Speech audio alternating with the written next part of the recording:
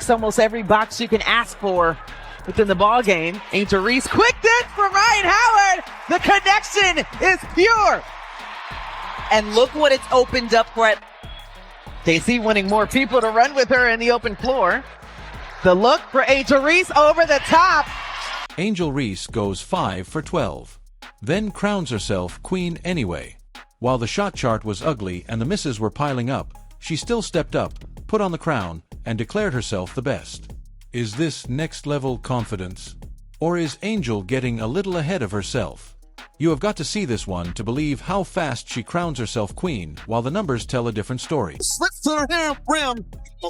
Sheldon finds Cardoso again. Elevates, kisses it off the glass and one. Said, hey, we just weren't hitting those shots, as you mentioned, as efficiently. The block on her former teammate, Camila Cardoso, saying, no, ma'am. Congratulations, ladies, on the win. My first question is for you, Angel. Another game, another double-double. I mean, you just keep them basically coming automatic. How did this double-double feel, I guess, more so going up against your former teammate in Camila Cardoso? People love to talk about hard and hustle in this league. And nobody questions that Angel Reese brings energy every single night. Yet, when you watch her recent performance against her old Chicago Sky squad, now wearing Atlanta colors, the picture gets a little more complicated. She finishes with 17 points and 17 rebounds in a solid team win. But she gets there on just 5 made shots out of 12 attempts. That is not exactly lighting the net on fire. The misses add up, the efficiency stays low, and still she celebrates like the main character who carried everybody to victory. Was getting everything she wanted in the interior. She was dominating.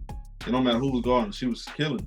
Angel Reese started out the game. She had that pep in the step. I know Angel's gonna have a great game just by looking at her body language. You know, just by looking at her when she's wrestled. And you know she's feeling good because she shot 6 jump shots today.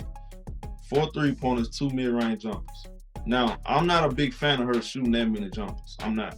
Clark drops 32 points basically by herself along with 10 assists, slices through defenses with perfect passes, and pulls the Indiana Fever to a big overtime win while her teammates feed off her gravity. Caitlin Clark extends her record for most 30-point 10 assist games in WNBA history, moving up to 3.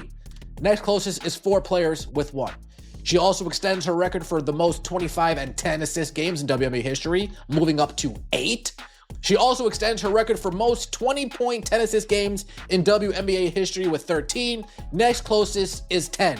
Caitlin Clark can retire today and go down as the best point guard the WNBA has. The difference hits you right in the face.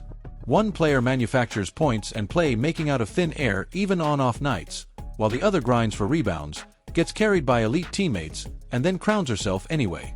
It feels like Angel keeps trying to mirror that Caitlin spotlight, copying the big celebrations and main character energy. But the on-court results keep showing a clear gap that no crown can cover up.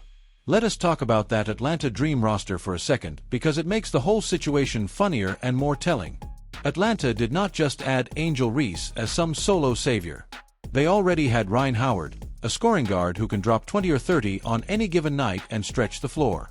They locked in Alisha Gray, a veteran wing who scores efficiently and defends at a high level. Throw in Jordan Canada running the point with veteran savvy and other pieces like Naz Hillman and Brianna Jones who know their roles, and suddenly you see why the Dreams sit near the top of the East. Those players create space, knock down shots, and handle the ball so Angel can focus on what she does best, attacking the glass and finishing inside. Without that supporting cast carrying the offense on plenty of possessions, her stat line looks a lot less impressive. She benefits. Leg sleeve Caitlin. Hold on. Look at Caitlin. I mean, she was calling a number, probing. Look how she threw this pass. Bang! Had AB hitting out here. Even had AB hitting. I mean, cooking. Hold on. Let me get you out of here. Man, once again, Boston hitting from the corner. I mean, she started off hot. 2 for 3. 2 for 3 for the game, man. Beautiful work. Look at this. Caitlin, once again, getting her teammates open. Raven knocking it down in the corner. She benefits from a system built around proven scorers. Yet, she still acts like the undisputed queen who makes it all happen. Compare that to Caitlin Clark on the Fever. Sure, she has Aya Boston and some good pieces around her, but Clark creates so much herself. She pulls double teams from half court, finds cutters with laser passes, and drops deep threes that change the math of the entire game. When she went off for 32 points and 10 assists against Chicago, it was not because the Fever had 5 All-Stars feeding her easy looks. She dictated the tempo, broke down defenses, and made teammates better in real time. She has improved some areas, yet the consistency from beyond close range remains a work in progress that opponents happily exploit. Fans who watch closely notice how Angel seems to chase that Caitlyn-level aura. She rocks big celebrations after routine plays, leans into the spotlight that the rivalry first created back in college, and tries to project that unbeatable main character vibe every chance she gets. That fire helped grow the league, no doubt about it. People tuned in to see the next chapter between the two, and both delivered entertainment. Living in this time where everything is seen, and when you're Caitlyn, everything is definitely seen because every camera is pointed your way. There are other players who don't have that kind of pressure because ain't nobody shining the camera over there like they are with Caitlin Clark. But to quote Caitlin, who says, I've heard her say this a few times, and that is pressure is a privilege. And she realizes that. But I like what Cynthia Cooper said. You grow from it. The problem shows up when the results do not match the presentation.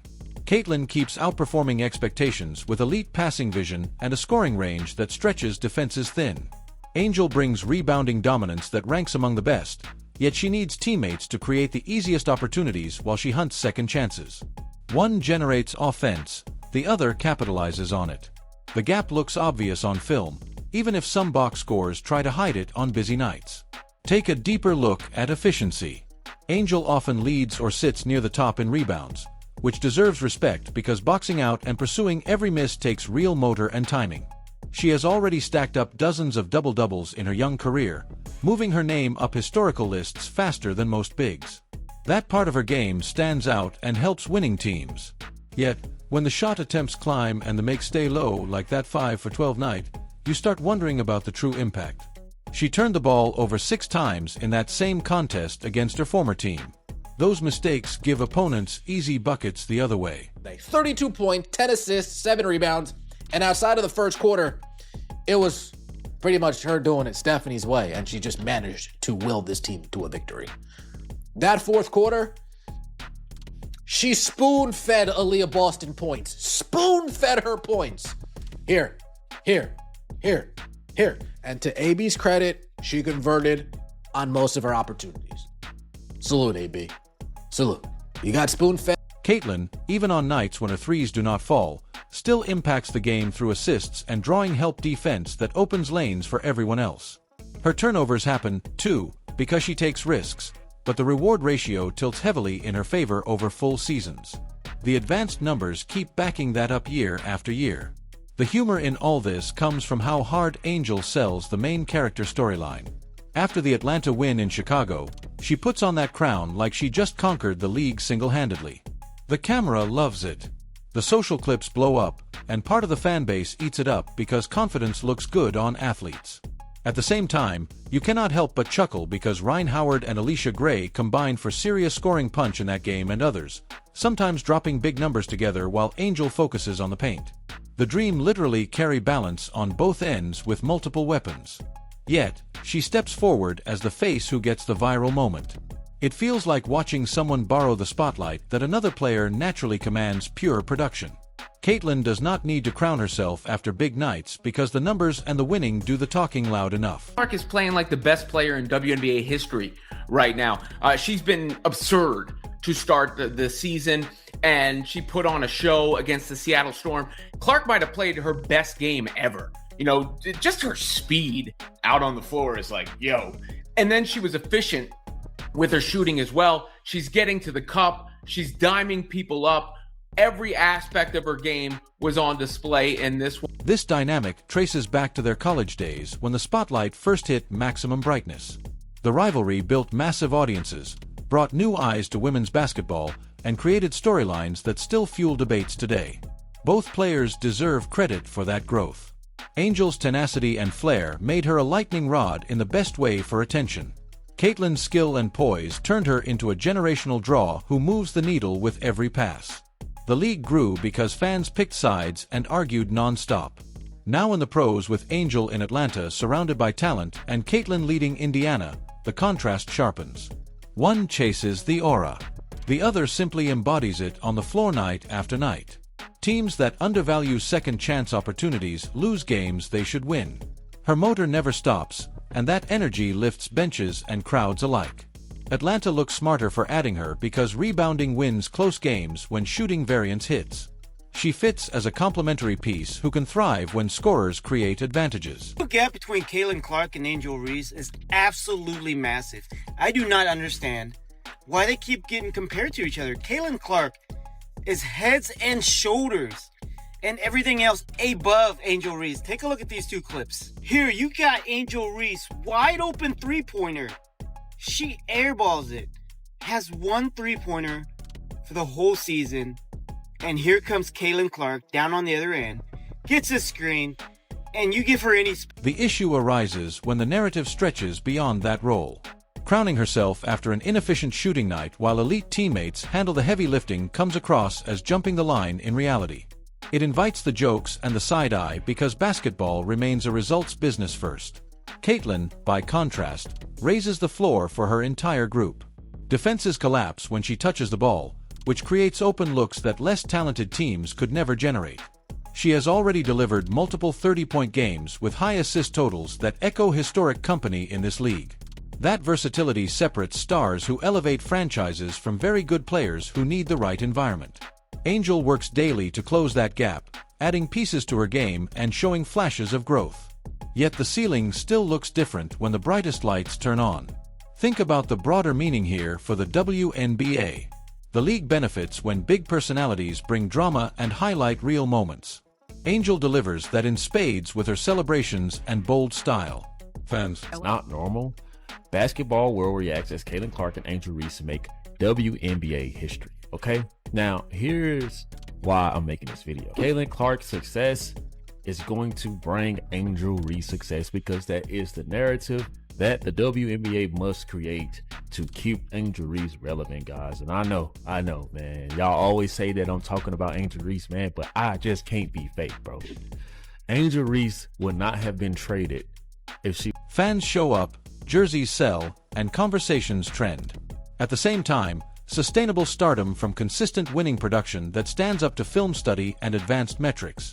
Caitlin proves every week that you can be humble in interviews while absolutely dominating between the lines. She lets the play speak and still draws record numbers because excellence sells itself. The rivalry stays fun precisely because both approaches exist side by side, forcing everyone to pick what they value most in a superstar.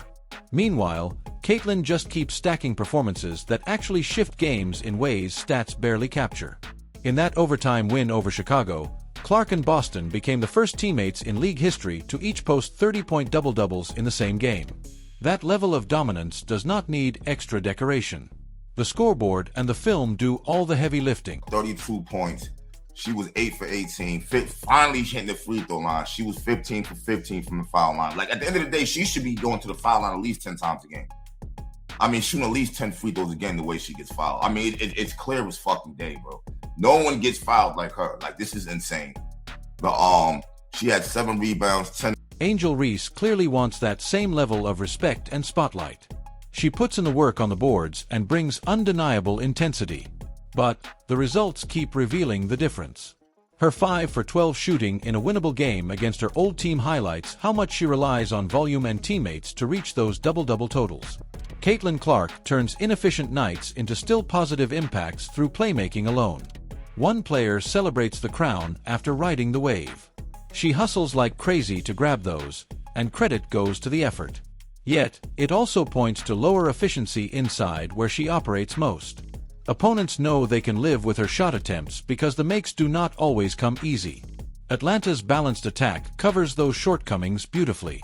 Howard stretches the floor, Gray knocks down tough shots, and Canada runs the show with poise. That group makes Angel look better than she might on a weaker roster. And she still steps up like the whole victory belongs to her vision. The back sidestep, step back for 3. You will never see Angel Reese attempt anything like that. That is absolute insane. The dream come down. Here's Angel Reese right here, next possession. Shoots from her hip, gets rejected. Caitlin Clark down the floor, drives. Look at that pass. Look at that pass, getting her team. Caitlin operates on another tier right now. She draws so much defensive attention that it opens everything for Boston and the rest of the Fever. Her passing creates easy buckets in transition and half-court sets. When she scores 30+ herself, it usually comes with a handful of assists that multiply the damage. The contrast with Angel feels stark because one forces the defense to react constantly, while the other reacts to what the defense gives her. Angel tries hard to force similar reactions with her physicality and motor, but the ball handling and shooting consistency have not reached that same level yet. Angel returns to Chicago, helps her new team grind out a close win, and immediately crowns herself like the queen has returned to claim her throne. The crowd and cameras eat it up because drama sells. At the exact same time, Caitlin drops a masterclass against the same opponent in another matchup, and simply moves on to the next game without needing props or extra flair. One builds the legend through highlights and bold moments. The other builds it through sustained excellence that wins games when it matters most. Pressure that we do not understand, and the fact that Caitlin Clark handles it with such grace, even after maybe a less than graceful moment, is reason to show her grace, even as you heard from Cynthia Cooper. And also you show grace because of what she's carrying. And I think overall she does it extremely well. For some reason, other people, they get to crash out and do all these things. In the end, basketball rewards the results that show up consistently when the lights shine brightest. Angel Reese fights hard every possession and deserves praise for her rebounding motor that wears down opponents over 40 minutes. Her effort never wavers, and that alone earns respect across the league. Yet when she puts on that crown after shooting 5 for 12, it feels like the celebration arrives a little ahead of the full body of work. Caitlin Clark keeps proving why her approach resonates so deeply. She lets the stats and the wins handle the talking while she focuses on making everyone around her dangerous. Fans will keep watching because both styles deliver in their own way, even if one clearly outperforms the other when the games matter most.